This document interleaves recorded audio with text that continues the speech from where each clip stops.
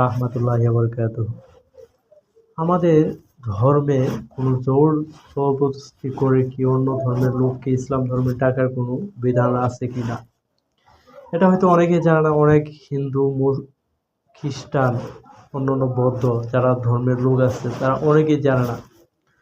আসলে ইসলাম ধর্মে কোনো ধর্মকে হেয় প্রতিপন্ন করে না, কোনো ধর্মকে ছোট করেও দেখে না। তারা ছোট্ট একটা রুলস মানে, যেটা পবিত্র কোরআনে আল্লাহ সুবহানাহু ওয়া তাআলা নাযিল করেছেন। পবিত্র কোরআনে সূরা আল বাকারায় ২ নম্বর সূরা ২৫৬ নম্বর আয়াত যদি আমরা দেখি, সেখানে আল্লাহ সুবহানাহু ওয়া তাআলা বলেছেন যে ধর্মের ব্যাপারে কোনো জোর জবরদস্তি নেই, কোনো জোরাজুরি নেই। আপনি চাইলে ইসলাম ধর্ম গ্রহণ করতে পারবেন, চাইলে ইসলাম ধর্ম গ্রহণ করতে পারবেন না। কোনো ধর্মকেও ব্যঙ্গ করা চলবে না। এটাই হচ্ছে ইসলামের মূলনীতি। কিন্তু এখানে বর্তমানে সমাজে আমরা কিছু অমুসলিমরা আছি যারা জানি না পবিত্র কোরআনকে। তারা মনে করে মুসলিম অর্থে জঙ্গি। মুসলমানদের সাথে, প্রকৃত মুসলমান যারা, তাদের সাথে ওঠা বসা চলাফেরা করে দেখেন, সত্যটা জানতে পারবেন।